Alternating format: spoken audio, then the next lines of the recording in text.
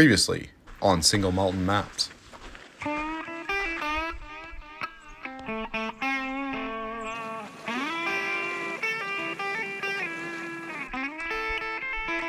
Just a very nice, gorgeous view.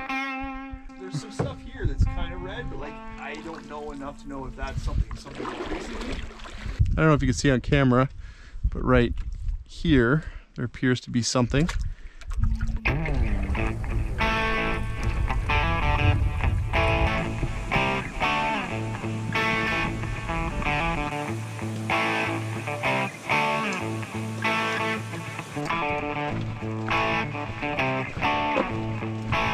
We made a bit of an oopsie.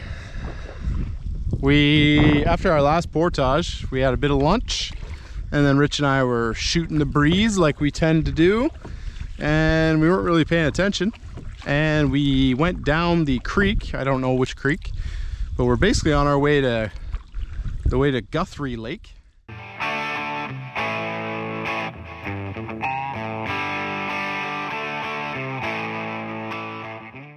Seemed like too many twists and turns for what we should have had, but we talked about it, but obviously didn't clue in enough. We kind of negotiated with ourselves to make this the right route. Okay, we are back on track. So the 220 is back that way, right behind us. So if you want to go to Lower Spectacle, find this little channel with the cool rock, and don't make the same mistake we did. This looks more like a lake, eh, Rich? This is Lower Spectacle Lake. There's a campsite right here. There's somebody on it. And then we're paddling up this way to our next lake, and on this right-hand shore there should be also a campsite. It doesn't appear to be a very nice like swimming lake. Kind of mucky, lots of lily pads. I just get the general sense that it's not very deep. So this is the portage. There now. This is the type of mud that you cannot step in. So, yeah, we haven't edited our other video yet to see that spot where I sunk up to my knee in mud. She's real soupy. I want to latch onto both sides and just pull it over here. I can do that for you, boss. Hey.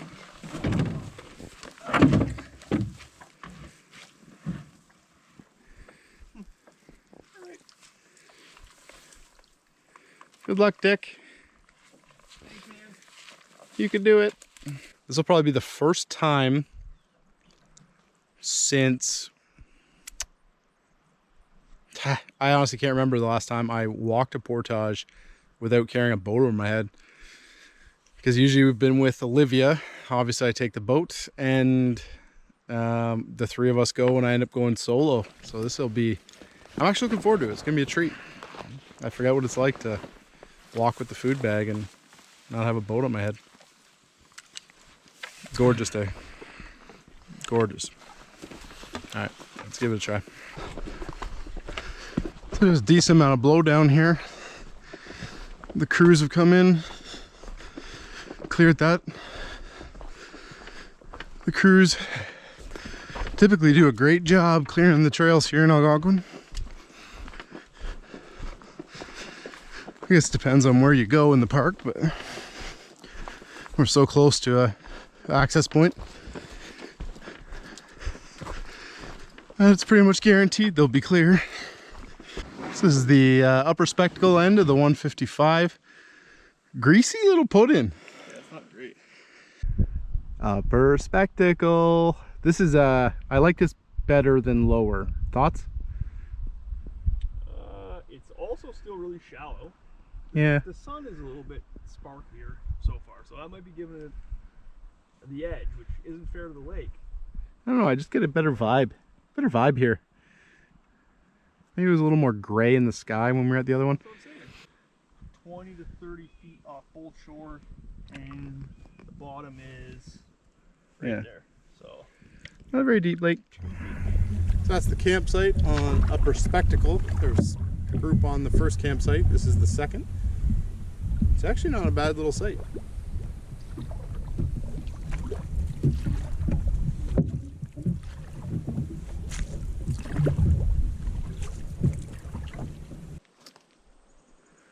All right, here we go.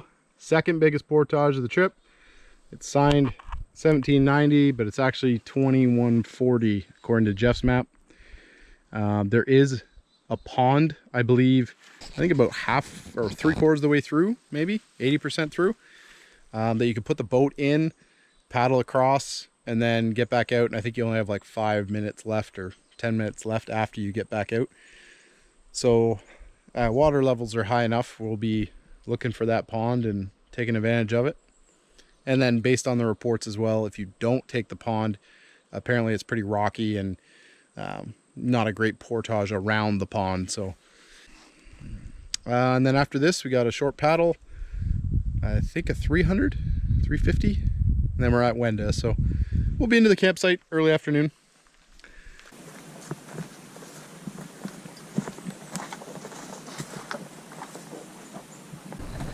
And now I gotta get the stuff. The old worst part of the trip. A couple of pretty old growth pines that we walked by on the 2100. So far the trail's been pretty nice. Not much elevation to it. Not a lot of roots. It's nice this time of year as well. It's, you know, fairly cool. It's probably slightly under 20 degrees Celsius. The last time we were doing this, it was like 30 degrees in the beginning of August. So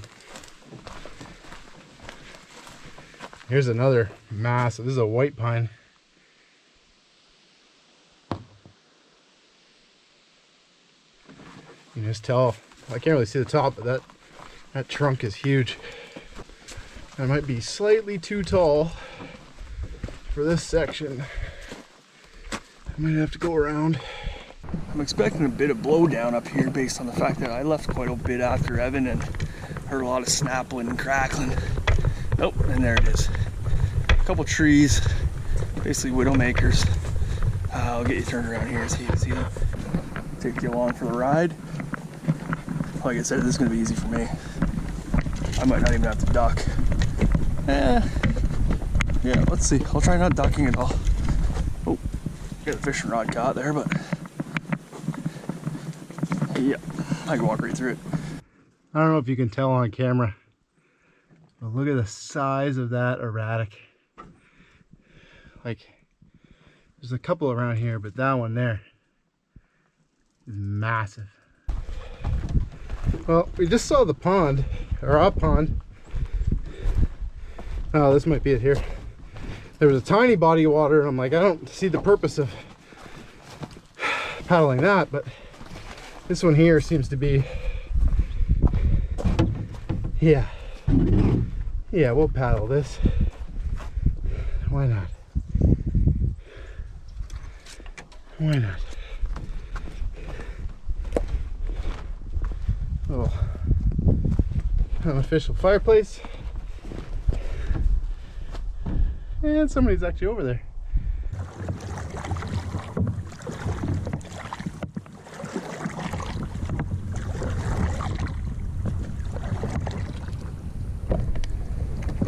All right, so that section after the pond, we're obviously not done yet, but that was much harder than the entire first section.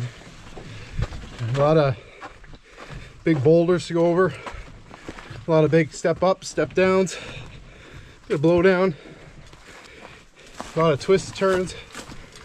Definitely more tiring, shorter, but a lot more energy used. Yeah, but we should be reaching the end soon.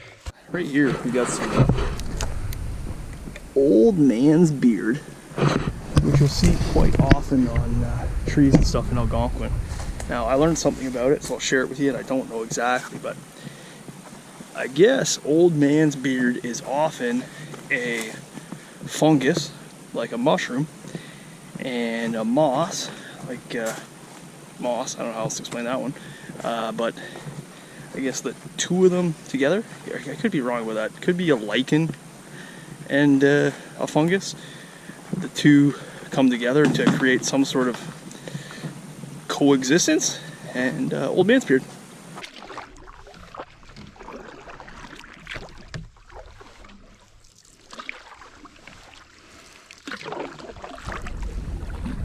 We're on Little Carcajou Lake. I know there's at least one campsite. I think it's on the eastern shore. We're paddling into a bit of a headwind, but nothing really to slow us down.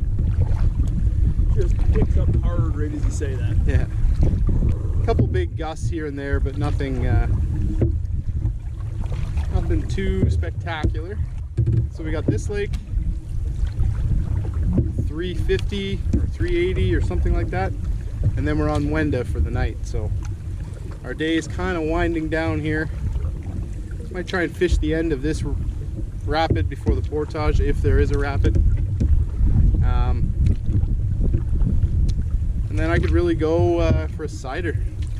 Get the chairs, maybe sit on the shore and just soak it in. How many did you bring? 2. How many did you bring? I brought 3. So I got 3 sides, Rich has 2. We don't see a blaze, but there is a log and a bit of a clearing. So we're kind of taking a guess here that this is the portage.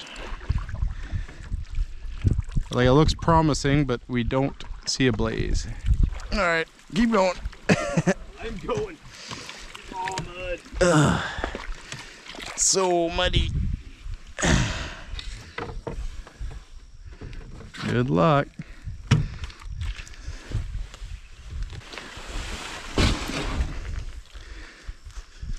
When we get to the end of the lake, there's a bit of a swampy bay. Don't go in there. Look for this log, and there is a big broken off pine tree there, but even still, it would have been a weird spot for a blaze. It's not pretty deep. yeah, it's got to be, blaze must be falling over somewhere in here. You'll have to excuse me, I'm not at my best. I've been gone for a month. I've been drunk since I left. Well, upon making it to Wenda, there's this little bay, very rocky and shallow, and you can see there's a narrowing or a beaver dam or something up there. So we're just extending the portage down the shore here. I think I've seen footprints, so somebody else is doing it too. Just makes more sense to bypass this carryover anyway. Yeah, there's a little trail here. We're not the only ones.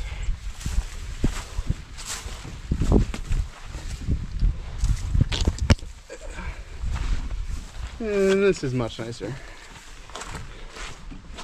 Ooh. And a big beaver dam.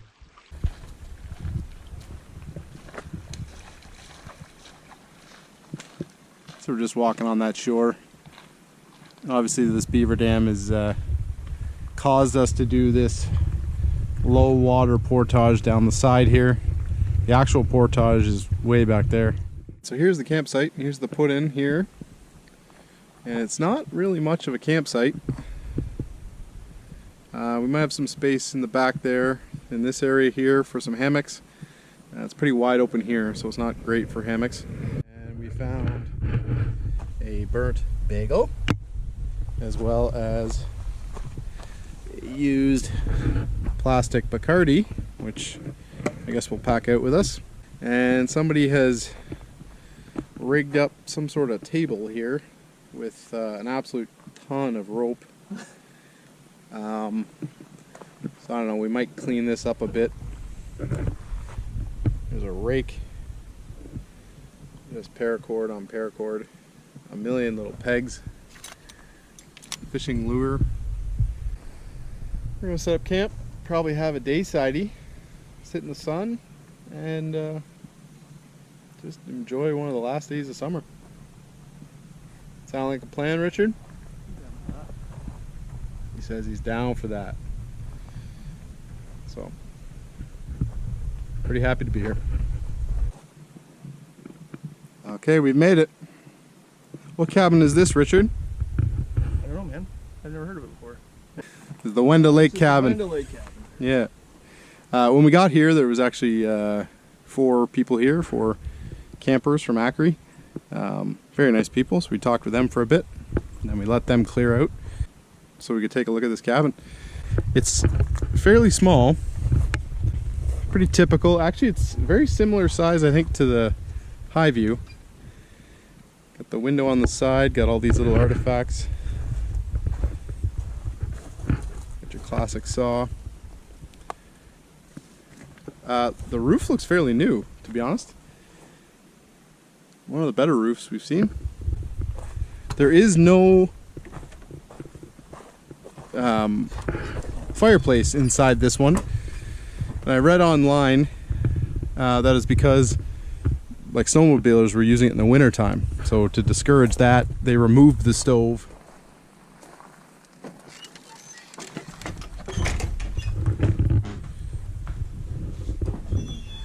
It's actually much smaller than the other cabins. Way smaller than any of them. There's some olive oil in case you catch some fish and need to do a fish fry. Yeah. Normally you don't see food in these. There's where the stove jack was. No fuel. Okay. Yep. So they got that filled in, put a new roof on it, and I'm assuming this hole in the ground is Wet bandits. I'm assuming the hole in the ground where it's filled with rocks was maybe something that the old stove kind of broke through or something. Pair of socks, battery, smoke detector. This is actually a smart idea. I've actually lost my safety kit in the park. It fell off on a portage and I didn't notice till much later. Maybe that's yours. But then, so it's good if you had one here. I guess we'll sign the logbook.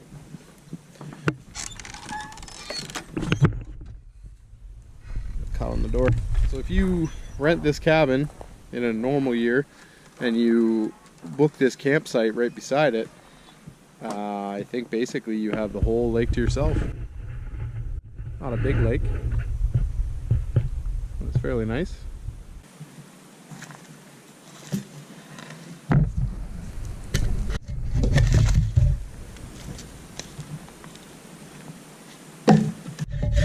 Whew. Get tired.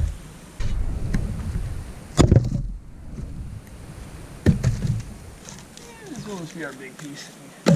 Evan's always doing like fun facts in the park with Evan riding, so we're gonna do a little knowledge test here for him. I'm gonna ask you a question. It's not park related, but it's outdoors related. And I just learned about it, so we'll see if you know about it. Do you know what a lobstick is? I'm gonna guess when they take the leftover lobster meat and make it into a tube like they do with the crab tubes. Yikes. Not even close. It's a lobster. Alright, so it's very similar to a blaze on a tree. Oh, really? So when I was out west, there was a hotel called the Lobstick Inn. I thought it was a ridiculous name. I looked up what lobstick was. They cut all the limbs from the middle of the tree. So the tree only has bottom limbs and top limbs. So it's essentially a marker for something. Fun fact. Fun factoid, because we want this channel to be educational for all, not just entertaining. What do we got for supper this evening, Mr. Bryson? Well, tonight is some of the same potatoes we had on the last trip, which are the twice baked potatoes, and then we've got some kebabs that I made up. Are you saying we're having homemade kebabs? Homemade kebabs? Oh, attaboy. Which I don't think are much different than a store kebab. All you do is slide the stuff on a stick, but Richard Bryson does not cease to amaze. Here's the final product, little twice baked potato all melty up, and the beautiful shish kebabs. Good work, Rich. thanks, buddy. Hopefully the stars come out. We do have a full moon peeking over my shoulder here, but hopefully we can see some stars. Very clear day, clear night, and get a comedy special on. Rich is heavily into the amaretto. It's almost gone. And I think I'm about halfway through my bottle of scotch. So just to top that off, we have about a 4K portage in the morning with no paddle before that. So might be interesting tomorrow. Good morning, everyone. It's 9 o'clock in the morning. We slept in obviously. The lake is like glass this morning. Not a cloud in the sky. It was a fairly chilly night last night. I was quite warm, but the temperature itself it dropped. The squirrels and chipmunks around here, insane. They're all over the place. They constantly dropping pine cones. So this morning, we are not doing our typical breakfast of like egg, bacon wraps.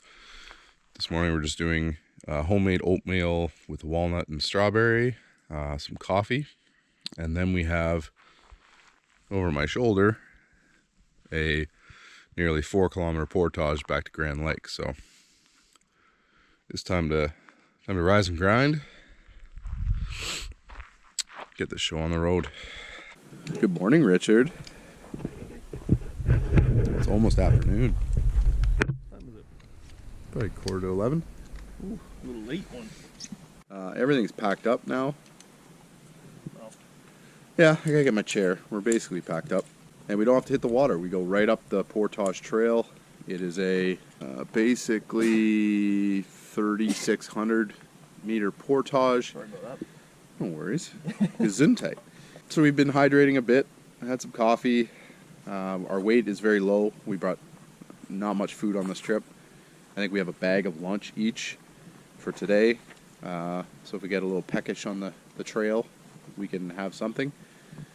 Got a bottle of water each, and that's it. So we're pretty light. So off we go. Once we get to the other side, it's just a hop, skip, and a jump over or down Grand Lake to the put-in, and then we're out of here. All right, so we're going for about 5 or 10 minutes. This section's really nice. Right after you leave the cabin though, it gets quite narrow. Winding back and forth. Quite rocky footing, and the trees and bushes are right on the trail. This section's not too bad, but it looks like we're about to start making the ascent. So I don't know what we're gonna see, but so far so good. So I think we finished most of the ascent, and there's this nice creek that runs down the side of the trail. We had to cross it a little ways back. Must be spring fed. So I think we're at a decent bit of elevation. Trail keeps going up there a little bit, but just based on the tree line and the wind, I think we're getting to the high point here. The incline isn't steep, just this last section here. It's what, 5 to 15 minutes, 10 minutes of just gradual uphill. Really gets the legs barking. So I see a body of water over there. I believe that's the beach drop pond. I don't know if we get any closer, but pretty cool. The trail now is noticeably more downhill than uphill, so that's a good sign. I think we've passed the height of land, and we should be working our way back down towards Grand Lake.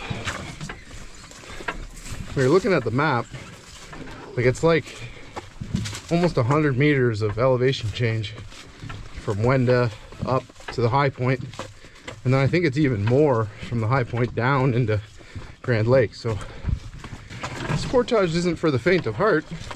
It's not overly difficult, but your legs are going to be barking a little bit,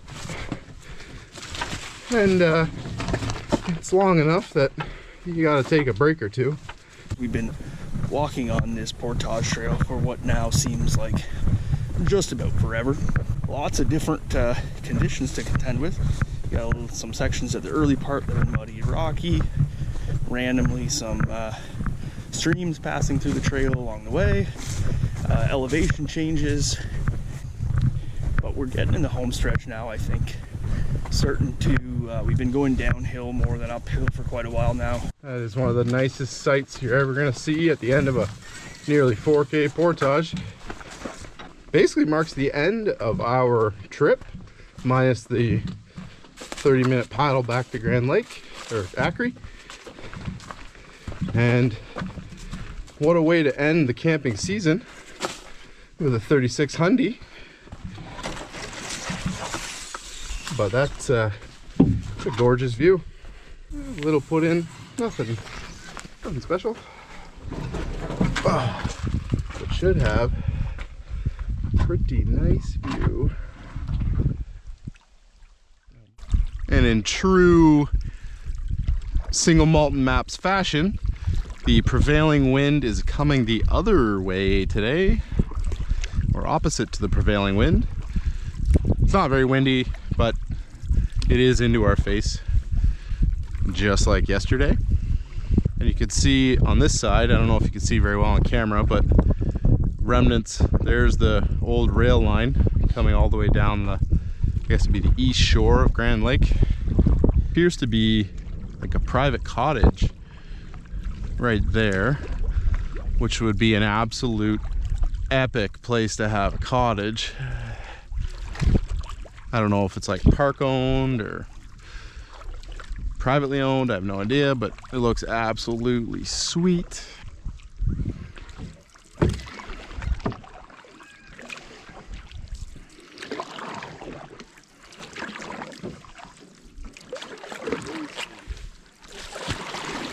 Alright, we did it, bud.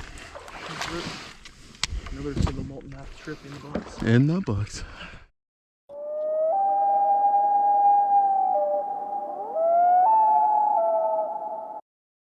Teaches you a good lesson. No matter how dire the circumstance, life will find a way. That's why God gave you 2 ears and 1 mouth, Rich. Quit talking so much and focus. We just like to complain. Couple of 2 old hens. What are you now? 35? Not yet, bud. This is your 35th year? You got her. There you go. He's born on the 5th of November. 6th? You were right the first 5th of November. Remember the 5th of November. When you started up that video, I forgot, like where I was standing, I forgot that portage sign was on there, and I thought you were gonna like give us a tree review or something. Like, hey, what we got Ooh, here this is, gorgeous red pine. I was like, what's he doing here? I've been drunk since I left. We'll edit that out. Like if I was to take a picture of this lake, this is what I'd probably take a picture of. And then somebody will post it, wearing Algonquin. And you gotta try and remember. You ever do that song in elementary school? Like, can't go under it. That's going on a bear hunt. Yeah.